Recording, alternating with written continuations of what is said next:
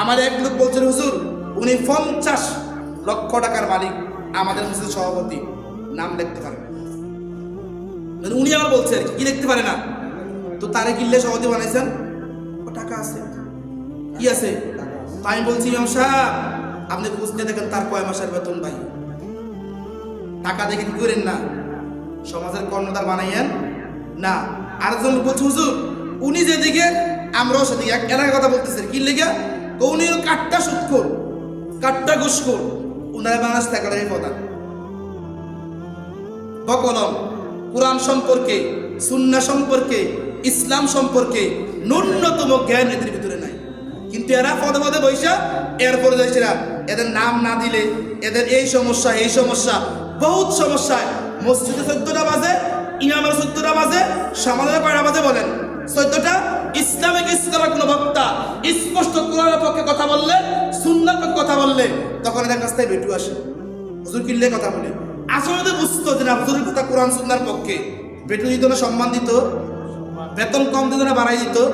এখন দেখবেন আল্লাহ রসুলের এক হাদিস আমি শোনাই আপনাদেরকে, রাগ করেন না, কি করেন না, রাগ করেন না। 2 বছর হইতাম সেলিব্রিটি, ফাইতেন না বেশি,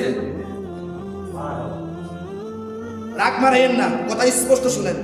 রসুল হাদিসে বলছেন আয়াতুল মুনাফিকি সালাসুন, মুনাফিকের আলামত 3টা। কয়টা বলেন? জোরে কোন কয়টা? ইজা হাদ্দাসা কাযাবা, যখন কথা বলে তখন মিথ্যা বলে। তখন কি বলে? ওয়া ইজা ওয়াআদা আখলাফা, যখন ওয়াদা করে তখন বরখেলাপ করে। তখন কি করে?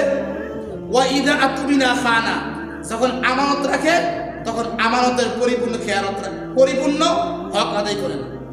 গত বছর এক মাদ্রাসার কমিটি আমাকে জুড়ে আনন্দ দিয়ে দেন, বলছে মাদ্রাসার 1 বছরের হিসাব জাতির সামনে প্রকাশক, এরপর আইয়া মুসলে আনন্দ। এতিমদের হক মারো, লাউটি আনিয়ে দাও না, ডাউলের টাকা দাও না, সমাজের মূর্খ কিছু লোক বানাইয়া এদের কাছ থেকে পুঁজি নিয়ে খাও, এগুলো বুঝে জাতি। আবার বাক করে সমান সমান কি করে বাক করে খায়, এগুলো জাতি বুঝে, এগুলো আমার পক্ষে সম্ভব না। আগে হিসাব ক্লিয়ার করো, এরপর তো মাদ্রাসার পক্ষে কথা বলো। মাদ্রাসার 1 বছর আয় ব্যয় হিসাব নাই, উমুকের হিসাব নাই, তুই ফট করে ইমাম সাহেব 200 টাকা খামে ঘুরে দেয়, খামে কইতে ঘুরে দেয়, মানে হুজুর 200 টাকা পাইলে কথা কইলে কেতারা মনে করছে এটা।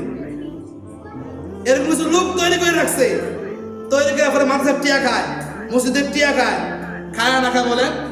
খায়। রাসূল বলছেন এই আমানত রাখলে এরা পরিপূর্ণ আমানতের হক আদায় করে না।